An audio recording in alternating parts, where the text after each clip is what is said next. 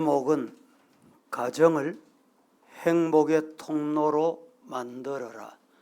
다 같이 시작.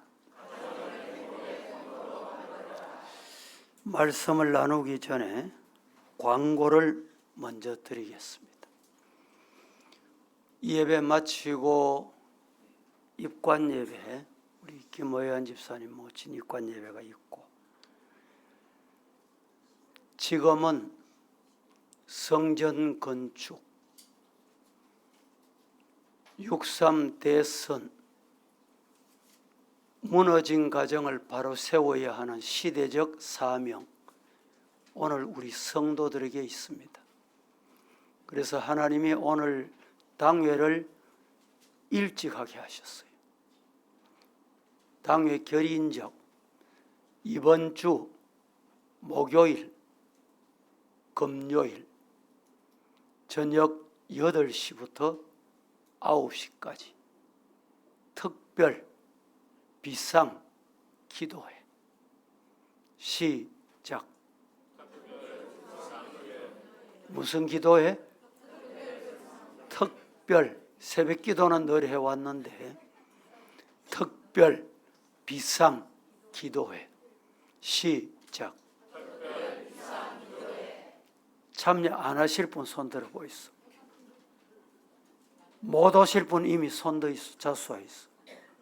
지금 성전 건축을 위해서 우리에게는 기도가 필요합니다. 나라를 바로 세운 일에는 우리 기도가 꼭 필요합니다. 하나님은 우리 기도를 기다리시고 계십니다. 여러분들의 가정이 원하기는 영성이 회복되기를 축복합니다. 5월을 보내면서 제가 가정 관련 메시지를 드렸는데 여러분의 마음다짐이나 생각은 어떠하셨는지요? 가정이 살아야 교회가 삽니다. 가정이 살아야 나라가 삽니다. 누가 어떻다 얘기할 게 없어요. 손가락질 할 게 없습니다. 우리 가정을 돌아보고 가정 영성 회복되는 비상기도회.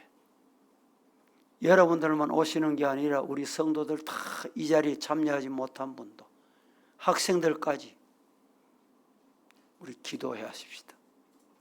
할렐루야. 하나님은 지금 기도할 때다. 찬양대가 필요한데 일남전도회 회장 있습니까? 예. 첫날 목요일은 일남전도회 회원들 전원 다 출석하셔서 찬양하시고, 일여전도회 회장, 예. 일여전도회는 둘째 날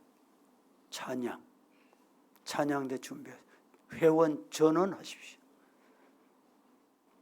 다음에 특별 기도회인데 특별 기도회를 몇 분이 순서를 제가 드릴 테니까 개인 통보를 해드리겠습니다.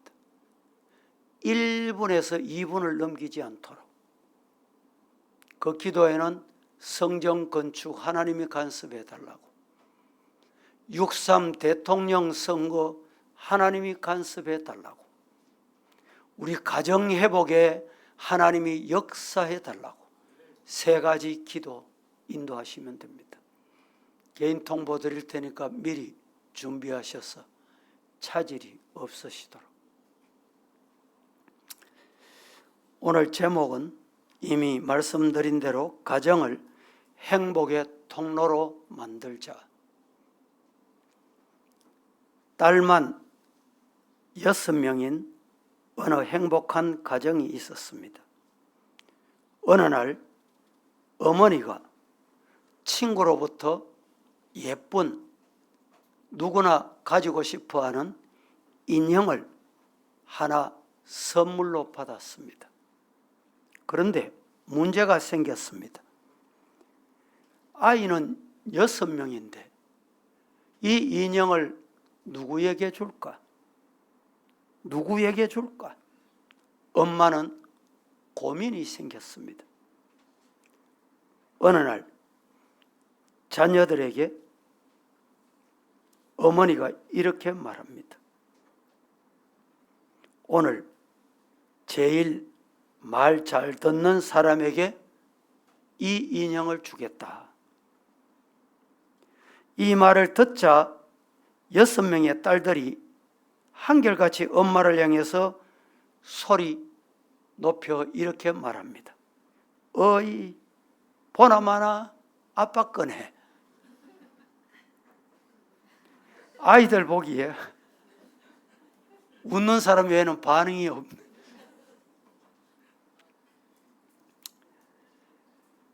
보나마나 아빠가 엄마 말을 제일 잘 듣는 사람인 걸 딸들은 알고 있었던 것입니다. 아이들의 눈에 그렇게 비칠 정도이면 그 가정은 행복한 가정이다 해도 틀림이 없습니다. 세상에는 가장 아름다운 삶은 들어주는 삶입니다. 세상에서 가장 추한 사람은 들어달라고 떼쓰는 삶입니다. 이처럼 상대방의 이야기를 들어주고 존중한다는 것이 힘들고 어렵지만 행복에 가는 지름길입니다. 그러면 행복이 자연스럽게 따라옵니다. 사람에게는 입이 하나이고 귀가 둘인 것, 말하기보다 듣는 것을 더 애쓰고 노력하라는 의미가 담겨 있다고 합니다. 삶을 살아가기 위해서 가장 먼저 우리가 실천할 것은 들을 줄 아는 것입니다. 어떤 때는 여러 사람을 두고 제가 한마디를 했습니다. 한마디 한 게 어떤 사람은 가라 하더라. 어떤 사람은 가지 말라 하더라. 왜 그렇습니까? 한 장소에서 똑같이 말을 들었는데 왜 그렇게 들립니까? 듣지 않고 내 감정대로 듣기 때문에 이런 일이 생겨납니다. 5월 가정의 달, 오늘 마지막 주일입니다. 사랑의 편지 낭송식이 있습니다.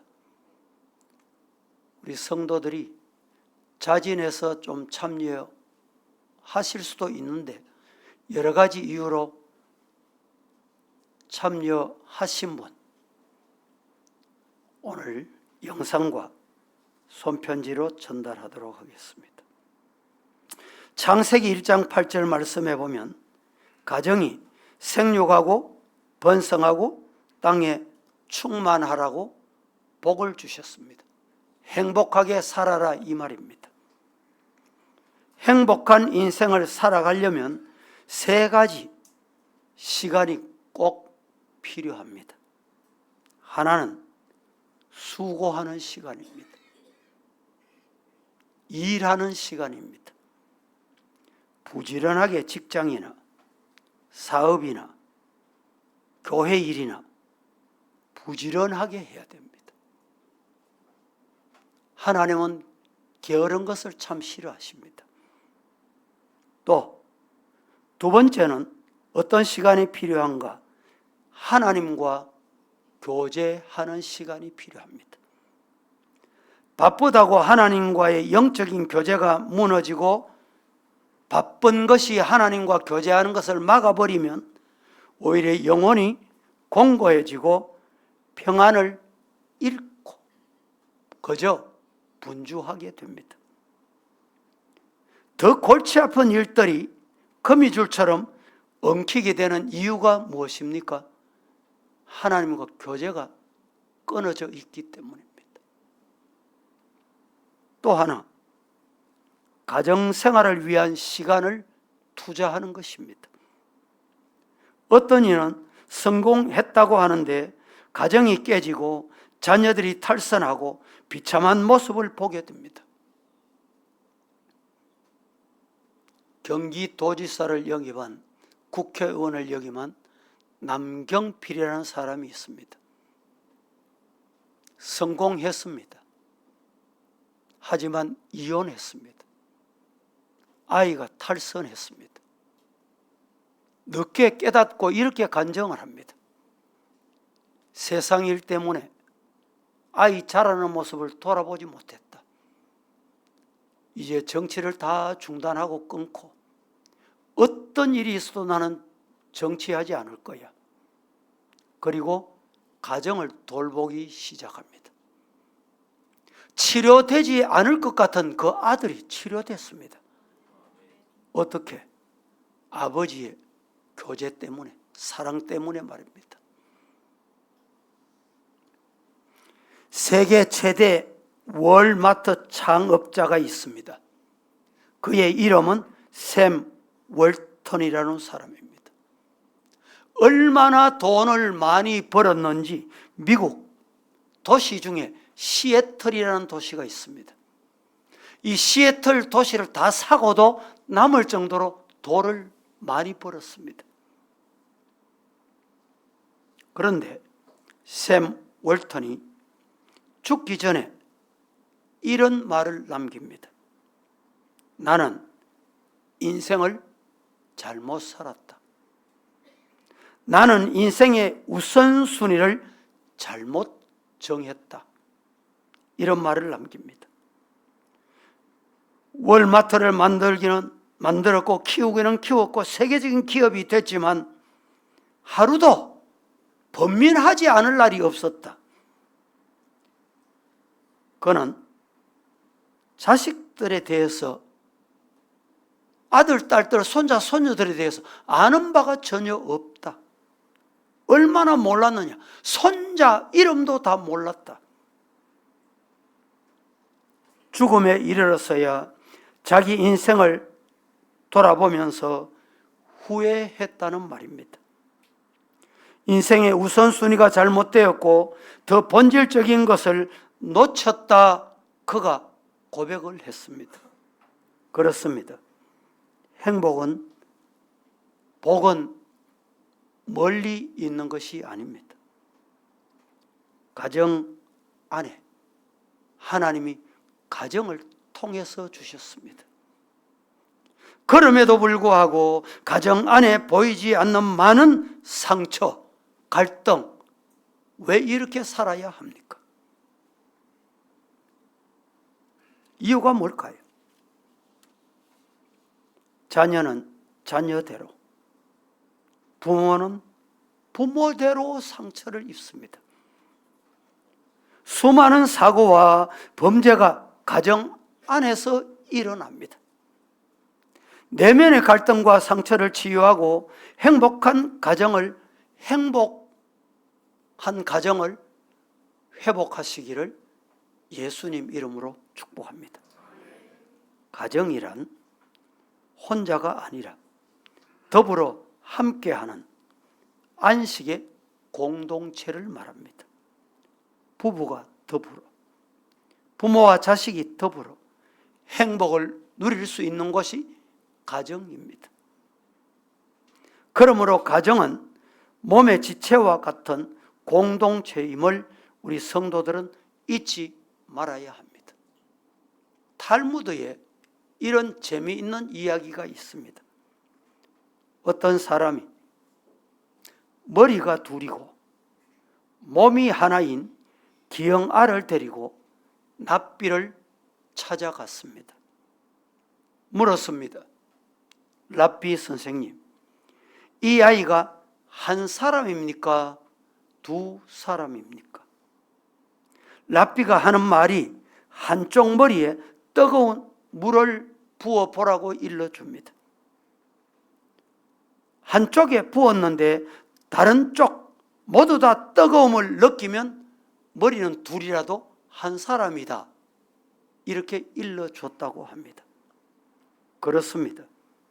가정이란 여러 사람들이 모여서 행복을 함께 나눌 수 있는 공동체로 하나님이 주신 기관입니다. 아픔도 괴로움도 함께 나누고 기쁨도 즐거움도 함께 나누는 곳이 가정입니다. 교회도 가정 같은 공동체입니다. 그래서 저와 여러분은 우리 교회를 부를 때 서부의 가족, 기도하실 때 서부의 가족 이렇게 부릅니다. 가족이라는 말 자체가 사랑의 공동체라는 뜻입니다. 자기 고집만 주장하거나 권리만 주장하면 행복한 가정 이룰 수가 없습니다. 서로 용서하고 사랑하고 배려가 있는 곳이 가정이 되어야 합니다. 가족을 변화시키는 힘은 무력으로, 완력으로, 큰 소리로 되는 게 아닙니다. 칭찬과 감동으로 됩니다. 잔소리는 배우자이든지 자녀이든지 절대로 바꾸지 못합니다. 솔로몬은 이렇게 말합니다. 잠언 17장 1절.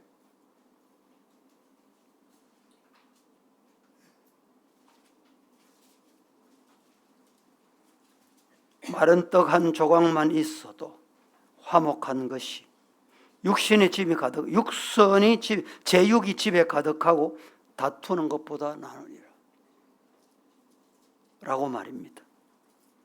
마른 떡 한 조각을 나눠 먹으면서도 웃음과 즐거움이 있는 가정이 진수성찬을 차려놓고 다투면서 먹는 것보다 낫다, 이런 말입니다. 여러분의 가정이 행복한 가정, 하나님이 축복하시는 가정이 되기를 예수님 이름으로 축복합니다. 오늘 이 시간에 가정을 행복한 통로로 만들기 위해서 3가지 요소가 필요합니다. 첫째, 하나님을 경외하는 것이 행복의 통로입니다. 시작. 하나님을 경외하는 것이 가정의 행복의 통로다, 이 말입니다. 16절 시작. 가산이 적어도 여호와를 경외하는 것이 크게 부하고 번뇌하는 것보다 나으니라. 자, 하나님을 경외하는 가정, 성경에서 하나님 여호와 경외라는 말씀이 45회 소개되어 있습니다. 경외한다는 말은 하나님을 섬기며 믿음으로 산다는 뜻입니다. 비록 소유가 넉넉하지 못해도 행복한 가정이 있는가 하면 많은 소유를 가지고도 오히려 사늘한 냉장고 속처럼 갈등과 미움과 분쟁으로 뒤엉켜 있는 가정들이 있습니다. 올해 105세대신 연세대 명예교수 김형석 교수라는 분을 아실 것입니다. 이분이 행복한 가정에는 3가지 소리가 들리는 가정이다 라고 말했습니다. 3가지 소리가 뭘까요? 첫째는 가정에서 글 읽는 소리가 들려야 된다. 두 번째는 일하는 소리가 들려야 된다. 세 번째는 웃음 소리가 들려야 된다. 이 3가지가 있어야 행복한 가정이다. 105세대신 교수님이 이렇게 말하는 것을 들었습니다. 성도들의 가정은 한 가지 더 소리가 있어야 된다고 제가 붙여보겠습니다. 어떤 소리일까요? 기도하고 찬송하는 소리. 여러분의 가정이 이 4가지 소리가 있기를 예수님 이름으로 축복합니다. 성경에 하나님을 경외하는 모범적인 가정이 있습니다. 구약에는 노아의 가정입니다. 몇 년 동안 방주를 지었나요? 120년 동안. 성경 어디에를 보아도 그의 가족들이 아버지 하는 일을 거부한 곳 어디에도 볼 수가 없습니다. 신약 성경에는 고넬료의 가정입니다. 사도행전 10장 1절에 가이사랴 고넬료라 하는 사람이 있었는데 이달리아 부대라고 하는 군대 백부장이었다. 지금 백부장의 계급이 어느 정도냐? 인구로 비율 따지면 사단장급에 해당이 된다. 그 당시에 중대장 이렇게 봅니다. 여러분, 그런데 이 가정은 분명히 물질적으로 그렇게 넉넉하지도 않은 가정이었다고 볼 수 있습니다. 옛날 공무원들은 우리나라에도 정말 힘들고 어려웠습니다. 군 공무원도 마찬가지입니다. 그런데 이 고넬료는 백부장, 100명을 거느리는, 그 당시에 100명, 지금 인구 비율로 하면 10,000명 거느리는 장입니다. 그런데 이 사람이 얼마나 경건했느냐? 성경에 기록될 정도로 경건했다는 것입니다. 이 정도 되면 복받은 가정, 행복한 가정 아닙니까? 여러분의 가정도 철저히 하나님을 경외하는 가정 되기를 예수님 이름으로 축복합니다. 믿음 위에 가정을 이루어야 합니다.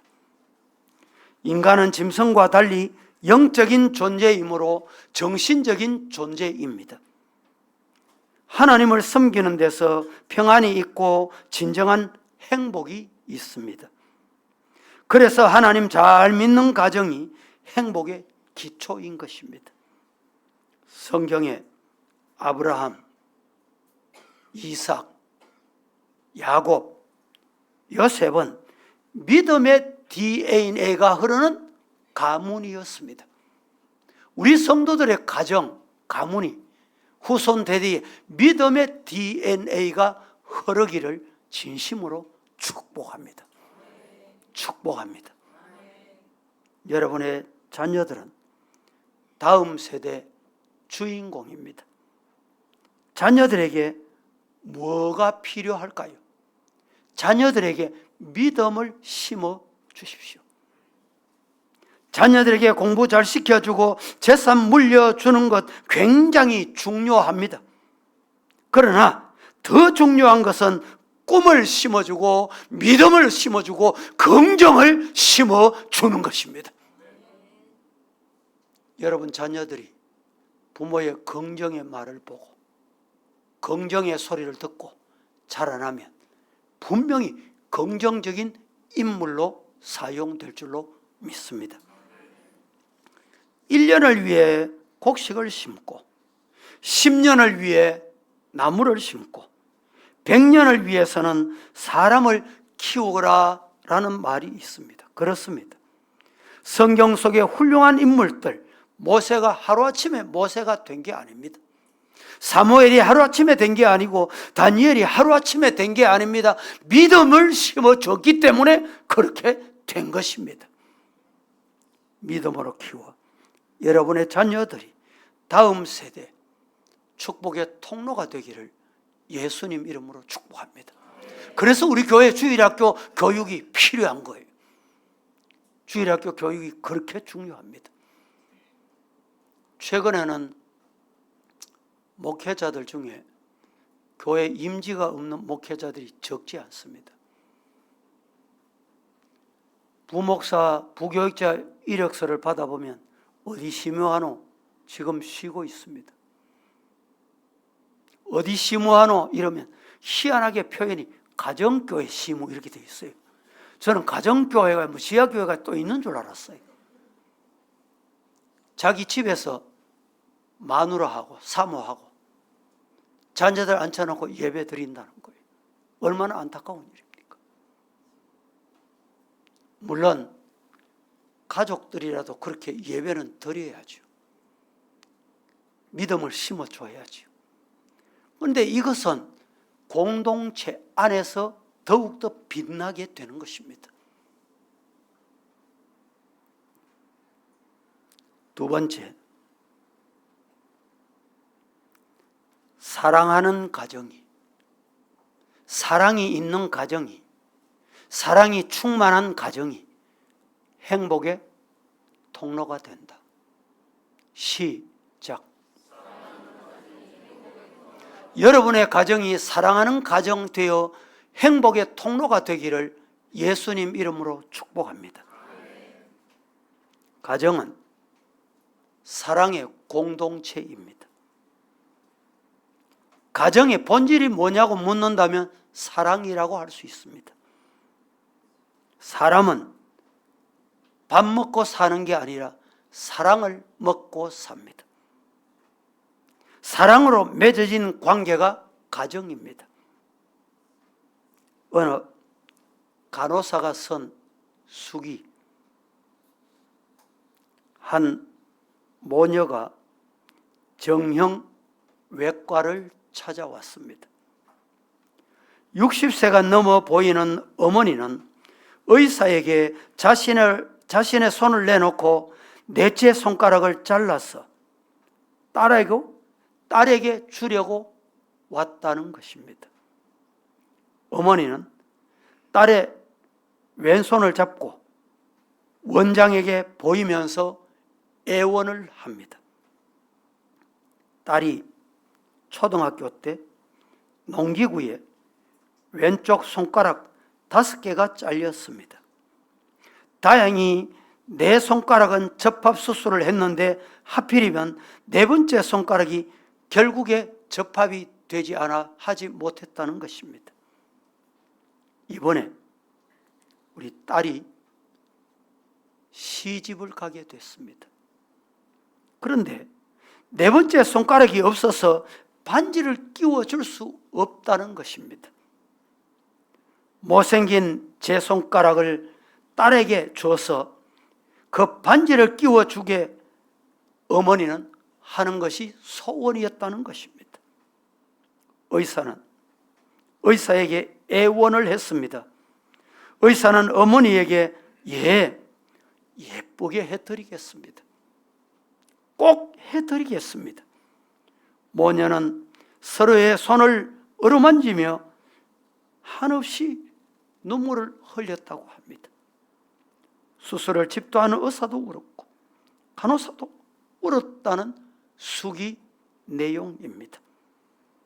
자식의 행복을 위해 자기 손가락이라도 잘라준 어머니의 마음, 그게 바로 사랑입니다. 사랑하면 사랑은 나타납니다. 사랑은 눈으로 보입니다. 요한일서 4장 9절 말씀에 이렇게 말합니다. 다 함께 시작. 우리에게 이렇게 나타난 바 되었으니 하나님이 자기의 독생자를 세상에 보내심은 그로 말미암아 우리를 살리려 하심이라. 하나님의 사랑이 우리에게 어떻게 나타났냐? 독생자를 세상에 보내신 것. 예수님이 왜 이 땅에 오셨습니까? 나를 사랑하기 때문에. 그렇게 고백하실 수 있기를 축복합니다. 가정도 마찬가지입니다. 가정이란 사랑의 공동체입니다. 행복은 서로 사랑하는 가정 안에 있습니다. 17절 말씀에 서로 사랑하는 것이 서로입니다. 서로. 사랑은 혼자 하는 게 아닙니다. 사랑은 서로 하는 것입니다. 서로 배려가 있는 것이 사랑입니다. 상대에 대한 이해와 양보가 있는 것이 사랑입니다. 서로 경청할 줄 아는 것이 사랑입니다. 상대방의 말을 들어줄 줄 아는 게 사랑이 하는 마음입니다. 자기 말만 하는 사람은 대화가 되지 않습니다. 서로 관심을 갖는 것이 사랑입니다. 사랑은 반대하는 미움이 아니라, 무관심이 아니라, 한쪽에서 사랑하는데 한쪽에선 무관심한다면 절대 행복한 관계를 지탱할 수가 없습니다.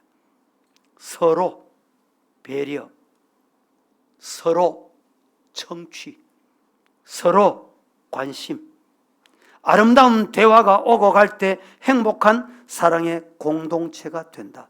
믿으시기를 축복합니다. 우리 교회도 이런 공동체로 만들어가는 일에 내가 앞장서실 수 있기를 예수님 이름으로 축복합니다. 세 번째로 말씀을 드립니다. 가정의 행복을 맞는 장애물이 있습니다.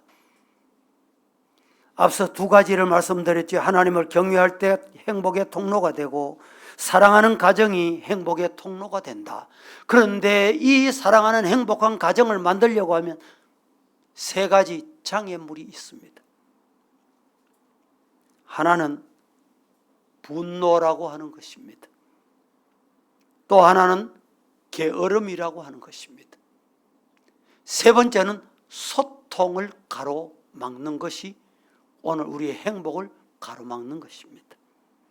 18절 말씀 다 같이 시작. 오늘 쉽게 내는 자는 다툼을 일으켜도 노하기를 더디하는 자는 시비를 그치게 하느니라.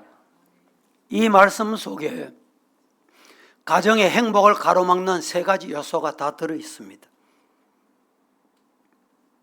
자기 감정을 절제하지 못하고 분을 쉽게 내면 다툼을 일으킨다는 잠언의 말씀이 오늘 우리 가슴에 와닿지 않습니까? 반면에 노하기를 더디하는 자는 뭐를 거친다고? 뭐를 거친다고? 시비를 거치게 한다. 여러분, 열이 오르거나 분노가 일어나실 때 숨을 한번 크게 들이쉬고 주여, 주여, 주여라고 한번 불러보십시오.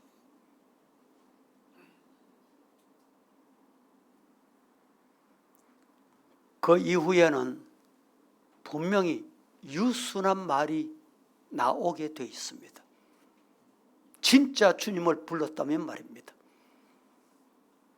잠언 15장 1절 말씀에 이렇게 말합니다.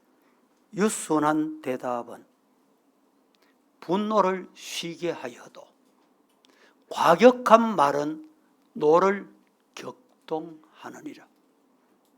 시작. 분노를 쉬게 하여도 과격한 말은 노를 격동하느니라. 분노는 무서운 독이 있습니다. 독. 악독이 거기서 뿜어져 나옵니다. 분노는 행복을 파괴하는 악한 힘이 있습니다. 특히 분노는 우리 육신의 건강을 해칩니다. 인격을 치명적으로 만듭니다.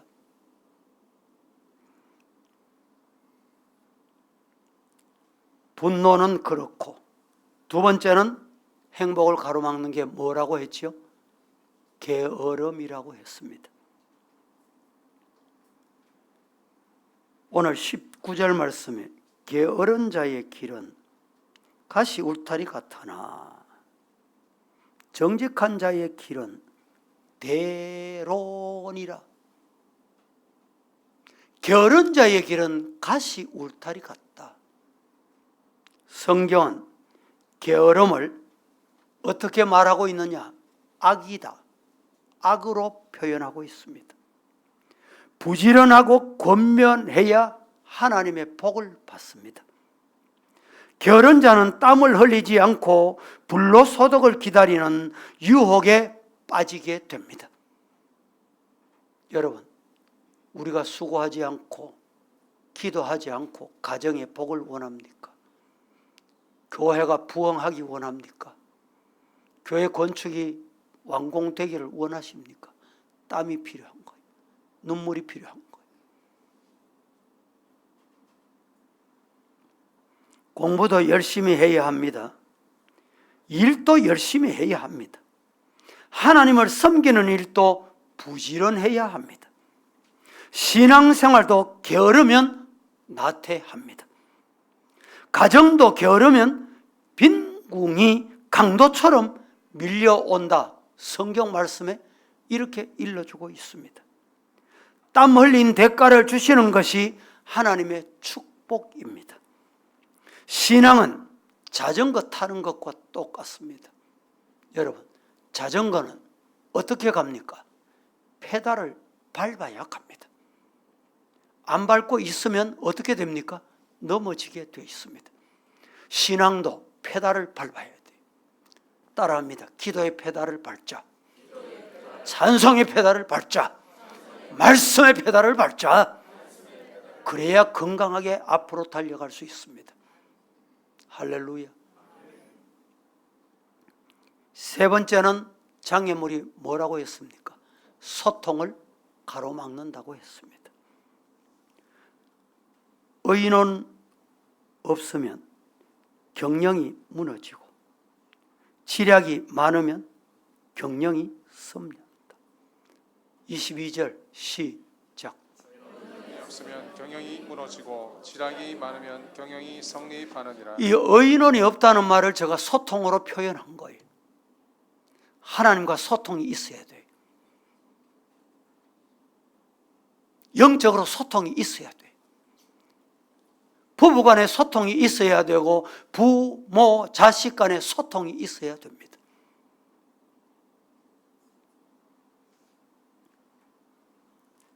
의논이 없으면 경영이 무너진다라고 했습니다. 무너진다는 말은 깨트린다, 실패한다라는 뜻입니다. 부부가 부모와 자식 간의 소통이 잘 돼야 그 가정이 행복합니다. 자녀들에게 자신을 가장 힘들게 하고 힘드는 것이 뭐냐고 물어보면, 누구냐고 물어보면 놀랍게도 아빠, 엄마라고 표현한다는 것입니다.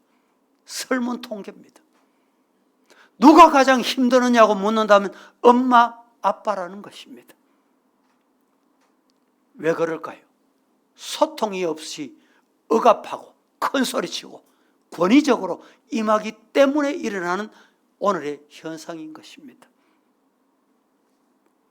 자녀들과 소통이 안 되면 그 가정은 점점 무너져가고 있는 가정입니다. 무엇보다 말이 잘 통하는 가정이 되기를 예수님 이름으로 축복합니다. 성도 여러분, 5월 가정의 달을 마지막 보내면서 오늘 주신 말씀대로 가정을 행복한 통로로 정말 만드셔서 우리 성도들의 가정이 다복하고 행복하고 믿음이 굳건하고 하나님이 기뻐하시는 복된 가정, 하늘의 복과 땅의 복을 다 받아 누리는 복된 가정 되시기를 예수님 이름으로 축복합니다. 기도하겠습니다. 하나님, 오늘 또 우리에게 말씀을 주셨는데 주신 말씀을 받고 아멘하고 내려가려고 합니다. 성령이 은혜를 입혀 주시옵소서. 예수님의 이름으로 기도합니다. 아멘. 할렐루야.